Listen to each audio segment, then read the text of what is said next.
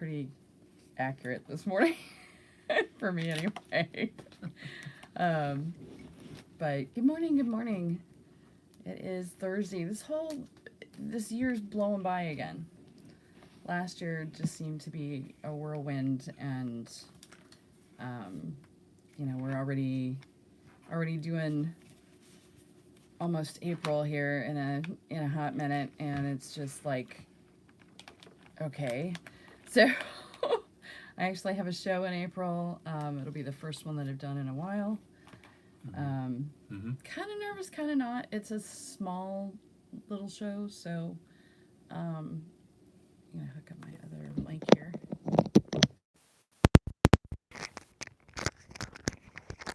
See if that helps us a little bit. It's on my shoulder. That way you can at least hear Val, hopefully. Not running out of books, but running out of stuff because I need to unpack some book boxes. But we're in the process of packing some stuff up because my daughter, celebrating her achievements, has gotten her first part-time job and an apartment. So we're going to be doing that stuff, and that means that I'm actually going to be shifting things around a lot at the house. So I've been making lists and drawing up stuff and gathering ideas for her new place, and gathering ideas for our new situation here. It's going to be weird not having her here. So I'm kind of doing the God, I'm going to be an empty nester. Is that what that is? It's usually what they call it. I know, I'm just like, okay, that's kind of weird, but I'm super excited for her, and I know that she's going to just skyrocket. She's going to absolutely go supernova. And I get to see it, so I'm happy about that. But yeah, you're just kind of like, I'm here. What? I'm awake. I'm not awake. I'm fine. You go ahead and talk about your books here. Oh, well. You go first. Okay. Many of you who read sci-fi or are familiar with sci-fi know this one already. This is a hardbound copy of Stranger in a Strange Land. This is the reissued, complete and unabridged monstrosity that was published post 2000. That was the full manuscript published originally, but cut down for size. The original is probably almost half this size. If you recall from older readings, the original book was probably closer to this size. The original book was about 160,000 pages, 160,000 words. This is closer to 220, give or take, so it's significantly larger.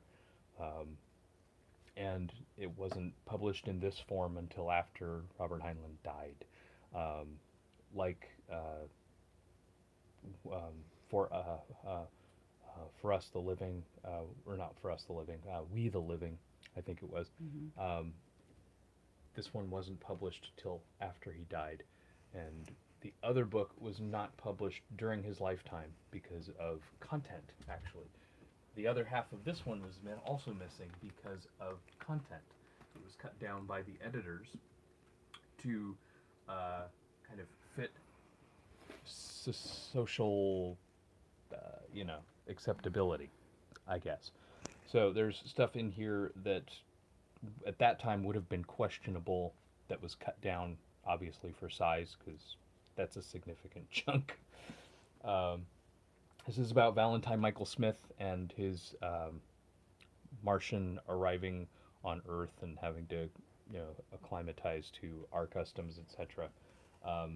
So that is the original and uncut form there. So, if you like. The other book I have for today is, I believe it's Neil Stephenson's first published professional novel, and that is Snow Crash. Snow Crash is about a protagonist, no pun intended, whose name is Hiro Protagonist. Haha. The whole book feels to me like a thought experiment. It I don't know how seriously he took this book when he wrote it. It has a lot of things in it that feel very tongue-in-cheek, I guess would be a good way to describe it. It's about a hacker who is a what are they calling him here? They're calling him a warrior prince, and he is called into the internet or called into cyberspace to face this threat in cyberspace. This image on the cover is him with the samurai sword in the internet, about to face the infocalypse. Infopocalypse. Infocalypse, yes, as Neil Hey. Stevenson refers to it. I had a friend So- of mine. I had a friend of mine. Like that I used to said, say how that much of this book was like seriously written rather than is a study all to itself. I had a friend that used But- to say that the There we go. over communication was going to be our downfall. So Yeah, so they're that I can I can sympathize with that. so. Cool. But and I recommend this book to my students during my course, my 4-week course usually. Usually to refer to the idea that heroes can come from anywhere. You know, the guy's a pizza delivery guy in his spare time, and Not all heroes wear capes.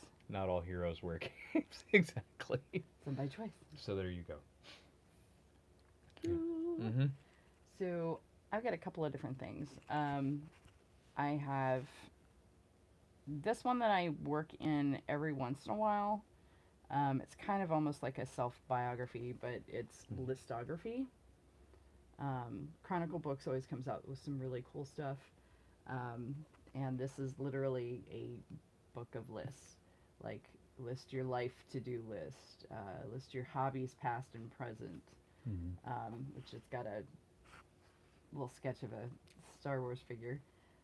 List clubs and bars you've frequented. List things you love and despise, which I thought was funny. It was cute kittens and corn on the cob was the example. They love cute kittens, but they hate corn on the cob. That's Names funny. of past schools or classes you've attended, best things about you, things you like to do on your day off, personal fashion trends over the years, favorite movie stars, websites you visit the most, biggest act of kindness. So this is like a security breach in a book, because you don't Boy, no want kidding. anybody getting a hold of this. But it's just fun little, different. Oh, that's funny. It says list your favorite TV shows of all time, and it's got a sketch of Kojak in here, which I've actually watched Kojak. That Kojak's was my great. grandmother's favorite. Kojak's great. Favorite books, that kind of thing. Favorite Yeah. toys, countries you visited. So it's just a fun little book. And It's all my- that information that for your security password. that people that you're not inadvertently supposed to- post to Facebook that ends up there. Yeah. Meme Central. Mm-hmm. So if you ever want to figure out what memes you can post, you can do that too. When I first started doing web design, I got into CSS as soon as it became a thing. This Oh yeah. still has a lot of relevant information in it. This is one of the, this and CSS Zen Garden, which is a website, and was how I self-taught myself how to do web design. So wanted to give a shout out to this, because CSS is still amazing, and I used to still very relevant, still very, used. Um, the best way I could describe to, regular non-tech person is HTML as the code for your site is you. CSS is your clothing. So you change the CSS, you completely change the look. And knowing CSS opened massive doors for me. I'm actually going to be reworking my website. I'm going to use something akin to an old image map code, so that, they say not to do that, but I've got a way to do it that I'm going to kind of experiment with on the side until the site goes live. But it's going to be an actual map. So it's going to be one of my illustrated maps. I keep looking over here. I don't know why. Camera. But so it's going to be one of my old, one of my maps. Probably Odonasha. Probably, Odonasha will be on its own site, but I'll have Odonasha in there somewhere. But there's going to be different sections and things on the map. I'm working on an illustrated map of Berea right now, and a couple other little projects for Berea. So this is going to come into play again here soon. As far as fiction, one of the ones, this is actually not one I'm reading yet, but I picked it up, The Librarian at St. Malo by Mario Escobar. It says, one brave woman's heart can illuminate even the darkest nights of France's history. So anything librarian, library, books always attracts me. And so it says, St. Malo, France, 1939. German invasion has become, and Jocelyn Ferrec, the guardian of the St. Malo Library, clings to her husband, Antoine, and to the priceless books under her care. She and everything she holds dear are in danger as Germany encroaches upon every corner of the continent. Antoine is forced to the front lines, and Jocelyn must contend with an illness that threatens her very life. Despite her fear and loneliness, Jocelyn will stop at nothing to protect the library, a museum to her beloved city's rich literature and culture. So she's basically trying to smuggle this library to protect it. And I'd heard that, and what I kind of caught me up was description, and just, I like the way they write so far, just from the snippets that I've read, because usually, and there's kind of a method to, for me at least, and I know it's true for a lot of people, spine, great use of art on the spine, design standpoint, I love the cover. So what catches me first is the cover. If the cover doesn't catch me, I don't even pick it up. If it does, back of the book is always the first, and then to see if there's, sometimes it's not on the back of the book, sometimes it's, inside front cover kind of thing. So there's a little prologue or a note from the author in here, and then I'll pick like halfway and pick a chapter, just completely random, and see if I like their writing, if they hook me. I don't even look at the first sentence, and I know that's a big deal, is, when you're writing, you've got to hook them right off. But I always look, if they can catch my attention and keep my attention somewhere in the middle or somewhere, partway into the book, that's going home with me. So, so like I said, the pieces that I have read of it so far, I've really enjoyed. I like the writing style, and so I will be starting this one probably this week. I've got The Lost Apothecary and Magic going right now. So I'm actually reading again, which is nice. Part of it is because my desktop is still down. I will be getting a new one in April because one that can actually be worked on, because this one can't be worked on. I took it to Best Buy and they were like, nope. So, and Dell can't do it anymore for anything less than I would just invest in a new computer. Mm-hmm. So, so that's kind of where we're at with that. But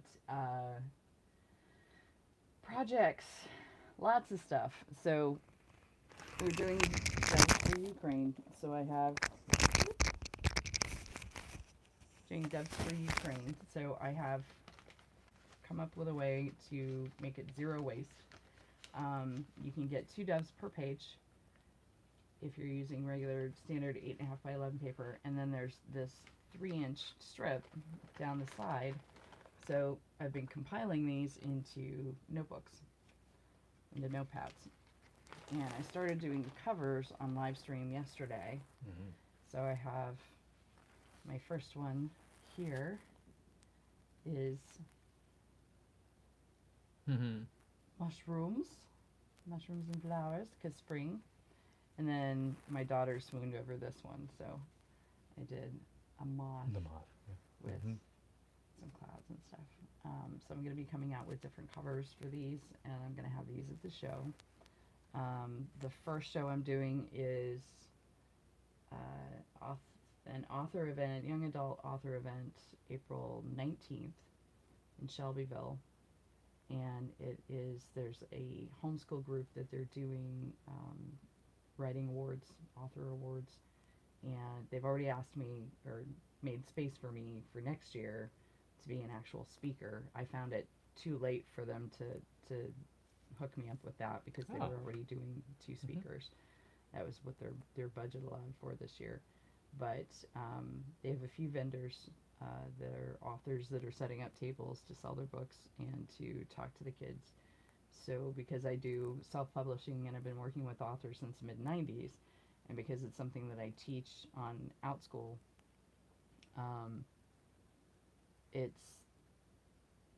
I jumped on it. It was, relevant. Somebody had contacted me, I forget through who. I don't know if they just saw me online or saw me talking about books, or it wasn't too long after I'd posted one of my books. So they contacted me to ask me if I wanted to do that. So I'm excited to do that. That's from 7 to 9 on the 19th. And then April 23rd and 24th, I'm going to be doing the Berea Earth Warriors Spring Festival. My girlfriend Julia is going to help me set up for that. And so I will have these and stickers and handbound books. I'm going to be making some more, like this one. This one does not have the cover glued into it yet. So I will have some little handbound journals. And these are awesome because they lay flat. And they are mixed media paper, even though they're coffee stained, so you can actually draw in them. And they're just kind of eclectic and nice. They don't really smell like coffee anymore the way we do them. We actually bake them, just to make sure that anything, they're not going to attract bugs or anything like that. I'm going to be doing hand-drawn patterns on the inside. This is watercolor paper. And then adding the cover onto it. Make a good little map book too. Yeah. Because the paper's already aged looking. So yeah. So if you like drawing maps, that's another thing you can do with them. I'll have possibly some paper theater kits. I'm working on the prototype for this guy here, and the May issue is going to be the next issue for Craft Paper Muse. That's going to be coming out in May 1st. Trying to get back on track with that. I will have more room to work here soon, and looking forward to doing more production work. So once the desktop computer is back, or I have a desktop computer, I will be focusing on getting that out and working on several contracts right now, working on a board game design, children's book, finishing up a children's book, and got ideas for 2 more children's books that aren't mine that we'll eventually sign a contract on. And then, hey, good morning, Russa. Recommend the fire. Hang on. Ryan, do you recommend the Firefly sequel comic? I've seen the one that's got 32 or 33 issues now. I have not seen anything other than that as far as so I'm trying to get my phone to spiral back around here. Let me take a look real quick. I think I know which one you're talking about.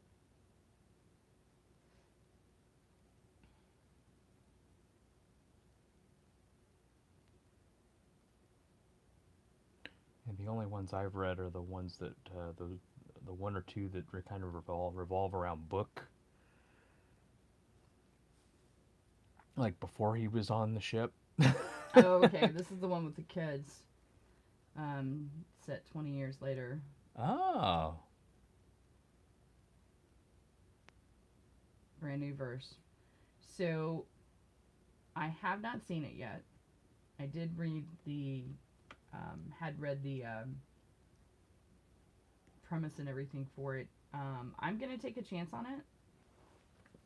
And I'm happy that they're not, the cast is that they get asked about the, doing, is it going to come back?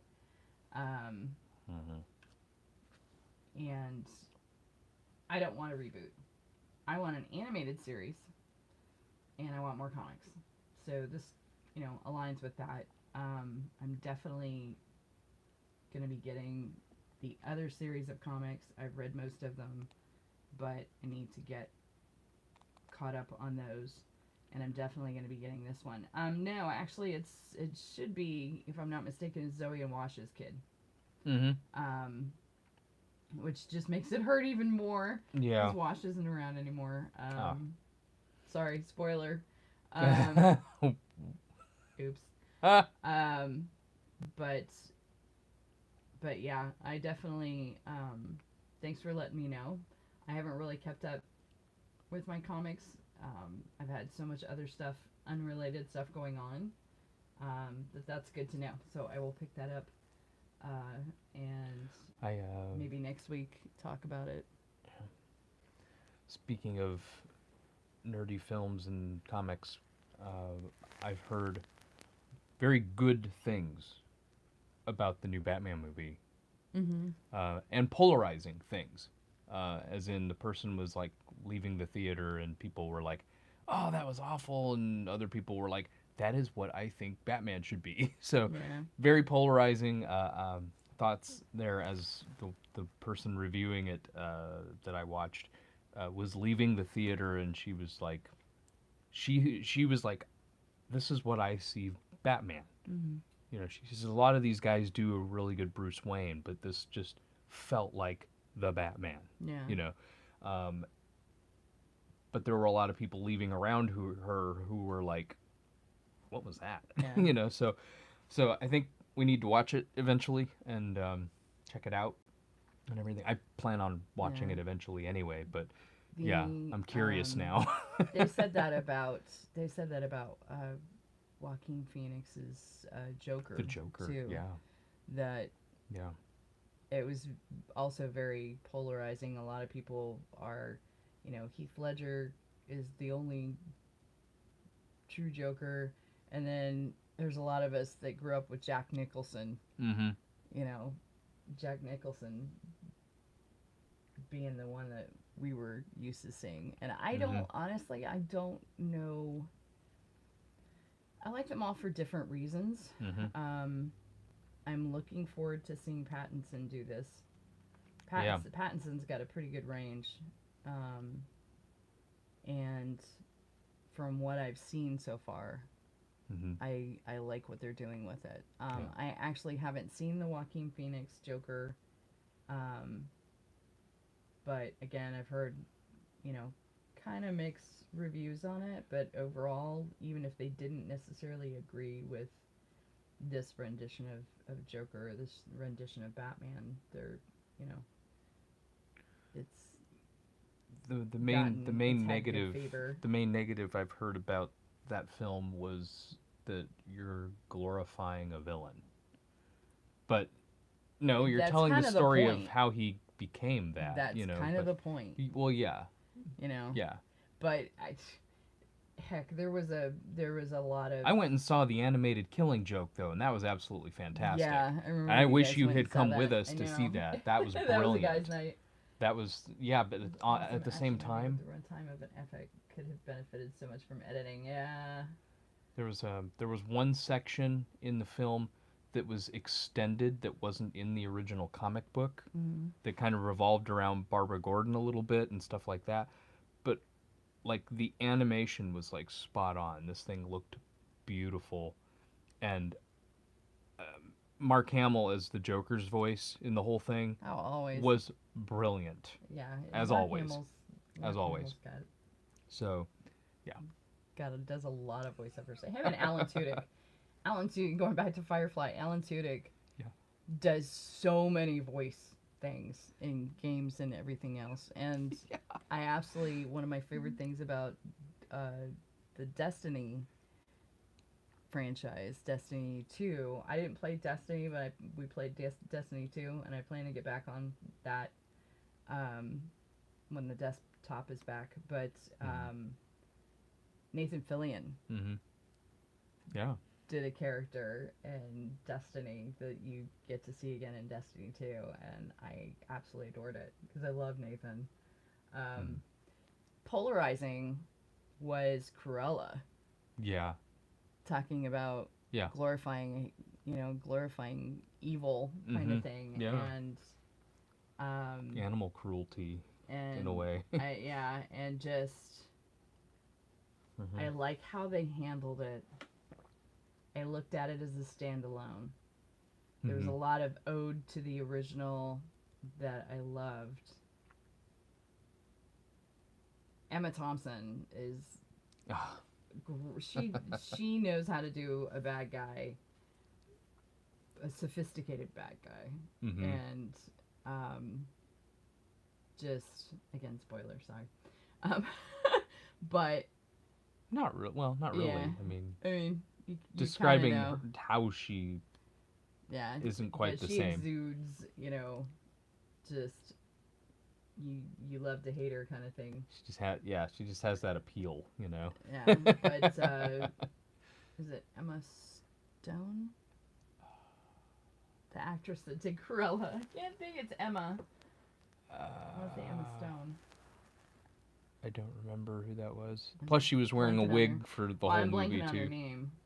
So 'Cause I didn't see a whole quite lot of- recognize her. I'm looking it up. I'm pretty sure it's I Emma just love Stone. Alan Tudyk's comment Emma Stone. where he's like, I'm doing chicken voices. I went to Juilliard. Yeah. No, he didn't. No, he didn't even do that. He was doing when he was doing Moana.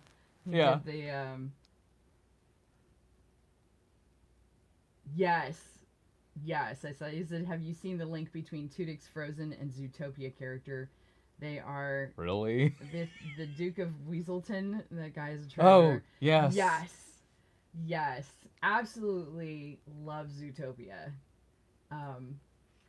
Case in point, Sloth. Trying to get him. He's too soft. I want the panda stuffed animals that were in one shot in the entire Zootopia movie. This is in the beginning. They were like the There Chinese. was only one. They were like, no, there weren't. There were like 2 or 3. Okay. They were like businessmen, like Chinese businessmen, like in the big blue dress suits. Yeah. And they got out of the limo or whatever, and that's like all you saw of them in the entire film. He was totally disgruntled. And I was like, where are these guys? Yeah, but Duke of Weaselton, his character is just, oh my gosh. Weaseltown? Right, yeah. So funny. No, my favorites was the shrew. Oh, okay. Was it a shrew or it wasn't a mole? Or maybe it was a mole. Did the whole Godfather thing. No, That was my favorite. those are the other burrowing animal. I can't remember. It's on the tip of my tongue Yeah. too. I'm gonna have to look it up. Of course. I know what you're talking about, and I can't think of it. I didn't learn But what he they did the were whole- till that movie. Yeah, he did the whole. Well, I knew what they were, but The skunk butt no, I rug. skunk butt rug.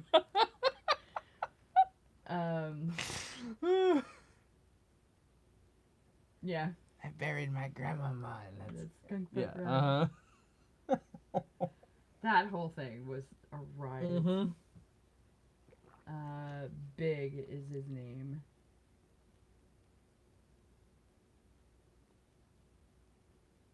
Mr. Big. And of course he's like, yeah, he's an Arctic shrew. I was right. He's an Arctic shrew. The Godfather? Yeah. I thought yeah, they with were the skunk something. butt rug I thought they were scene. something else. I was they thinking. were. I was thinking maybe he was too, but since I liked Cruella a lot more than Joker, I don't want a Joker where it would be sad if Batman punched him. Yeah, it makes you it makes you empathize with the Joker a little more with the, so that does complicate the emotional response for that. With having a Joker that you can relate to, and you know, Batman smacking him around, then you just feel sorry for him. There's a great scene in the Michael Keaton Batman. At one point, I think it's that one. He puts the glasses on, and he's like, "You wouldn't hit a man with glasses, would you?" I love Nicholson. Isa's dad, Logan, actually got me off the poster auction that the Kentucky Theater was doing. They were doing a fundraiser trying to get the theater open again, which we need to go down there and take in a movie. They have like the best popcorn on the planet. And Fred, who has been there as long as I've been alive, he's been the manager there Literally. since 1969. It's over 50 years, and it's just, you know, the theater is so lovely, and I really want to host Serenity there again this year. We're definitely going to be doing the drive-in theater too, though. So I'm looking at possibly September for that. But we're also doing Train Job, but I don't know that we're going to do, I think it's still going to remain virtual and through the mail.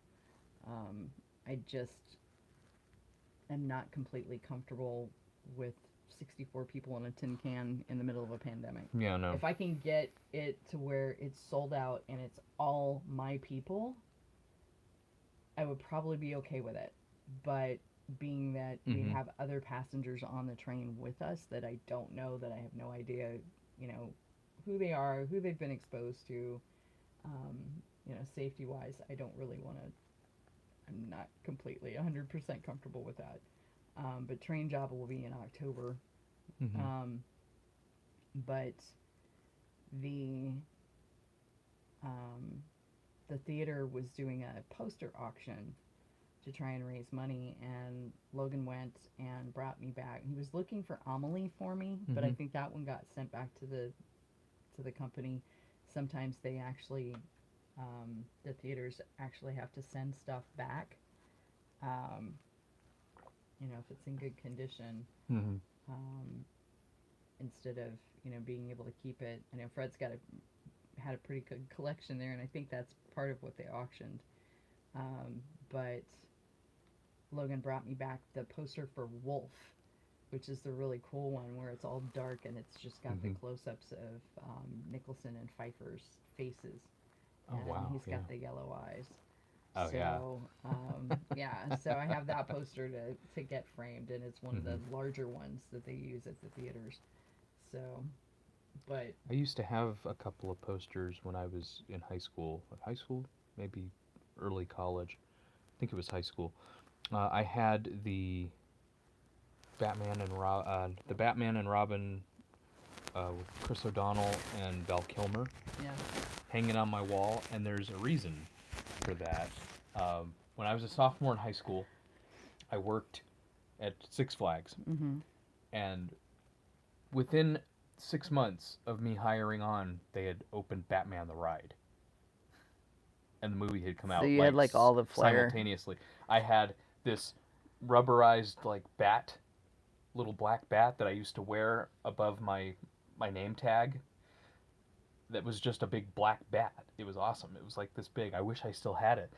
And people, they used to call me Batman Mm-hmm. because my name's Val. So Yeah. and Val Kilmer had just been cast as Batman. So yeah. So my supervisors all called me Batman when we weren't out in front of the, out in around the crowds out front. So, Yeah. Yeah. Says the message of this Batman was great. He had all the gadgets and know-how and bat stuff, but none of it would help him fix Gotham. Mhm. Positive inspiration to fear. Yeah. Yeah. I'm liking how they're It's an amazing revelation when you realize that you could be as capable and affluent as possible and it means nothing. Yeah. That's a powerful message. Yeah. There for a while I got sick of all the reboots because it was just like, how many Spider-Man movies are we gonna have? The Hulk, was the big Hulk thing. too. But there's like what three Hulk? yeah, maybe the Hulk. But the big thing was something. they just kept, it's like, okay, we've got 3 different cartoon. actors. We've got a cartoon version. Uh-huh. We have a second cartoon version. Then they revamped it. Again, not Spider-Man, but like some of the Disney stuff. And now they're doing the live action stuff. And then if they've already done a live action, then they're coming out with another live action. And it's like, get a new story.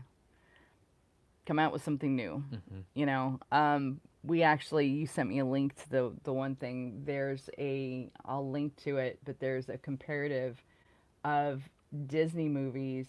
Oh, yes. Between, like, one of them was Winnie the Pooh, and you see Christopher Robin walking along with Jungle Book, and you see Mowgli walking along, and it's literally like they traced it. Frame by frame, and it literally looks several like the same. movies like that where it was literally traced. Or, Dumbo, too. Regurgitated, basically. It's just, they're the exact same frame by frame. Exact. Like I want to say Dumbo and... It's crazy. Dumbo and Jungle Book where the elephants are walking. But they were, like, seriously lazy with that. Yeah, it's crazy. But yeah, I hadn't even thought of it. But that's kind of, that adds in kind of a deja vu when you're watching the movies. That explains why. But yeah, it was just kind of crazy. So there's like 10-year gaps or 5-year gaps between movies, and it's exact frame by frame. Mm-hmm. It's like your kids are watching the exact same thing you did, and it's a different movie. It's like... Yeah. But, so I like what they're doing with some of the things, though, and it's kind of like the What If series, because you're always... Yeah. Yeah, that too. The Good same point. dancing That's another animals one. in Robin Hood, Jungle Book, and Aristocrats. Yep, exactly. I'll tell you a little something about Robin Hood here in a sec too, but Val knows what it is. Yeah. But the What If series, I think it was Star Wars Visions or something, Marvel, where it's kind of a... The Marvel What No, If? not the... Marvel What If was great. Yeah, the Doctor Strange was heart-wrenching. Yeah. Oh my gosh. Anytime I think of Doctor Strange, all I can think of is Dormammu. That thing where he's constantly looping in, that is brilliant. The time loop. Absolutely love it. But Wanda was good too. Can't get him to watch it for some reason. Although I got him to watch Loki. Loki was good. Yeah, but that's Loki. Yeah, trust me. No judgment. It's you funny need to sit though down because and I watch like Wanda Vision with me. too. WandaVision. I like Vision as a character too, but yeah. Yeah, Paul Bettany's brilliant. Yeah. Fell in love with him as Chaucer in Mhm. Knight's Tale. But speaking of Heath Ledger, but I do like some of the, you always, especially if you're a screenwriter, you always look at stories and go, okay, well, what if they had done this? And I like that they gave people the ability to come up with those scenarios and make the What If series, and with Star Wars, the Vision series. Um, so I like new takes on old stuff, but when you're just same thing over and over and over again with no real new take on it, then it gets old. But so before we go, my quick little aha moment with Robin Hood. So the original Disney Robin Hood, they had the rooster singing the Robin Hood and Little John walking through the forest, that song. The ditty. The ditty. Mm-hmm. And I found out that, gosh, when the internet first came out, basically, they had something called Hamster Dance that was a meme. Yes. What people don't know is... What young people don't know. Yeah. What people don't know is Hamster Dance is the rooster singing that song sped up. No lie. So if you play the Robin Hood sequence, you can find it on YouTube. I'll link to it. Mm-hmm. And the old Hamster Dance meme that had all these little animated hamsters dancing and spinning around.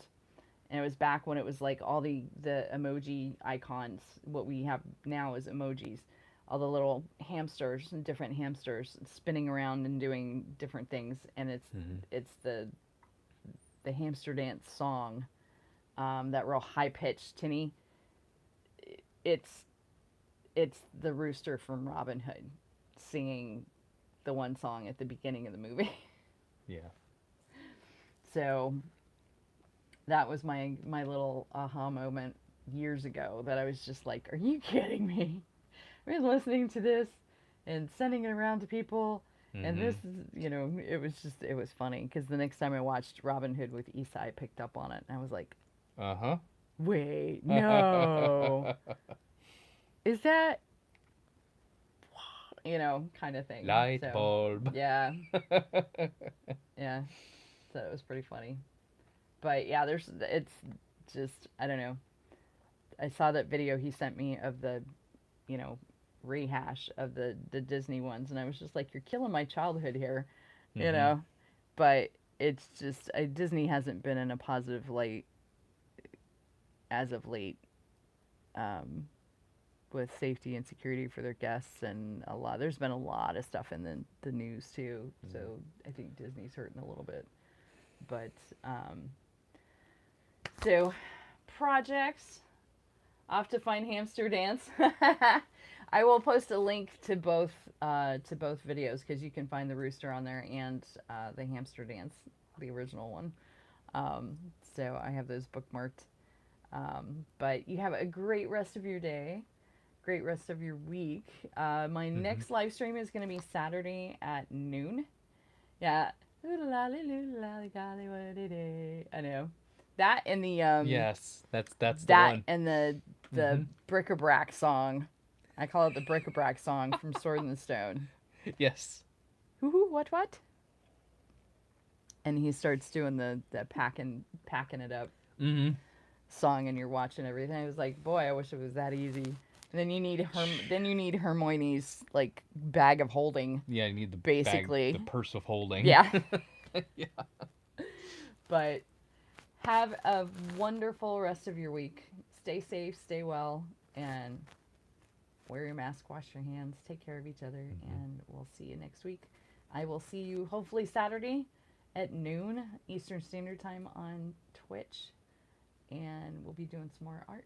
Not sure what we're going to be doing right now, but whatever, probably Procreate drawing, digital drawing, and we'll see you then. Have a great day.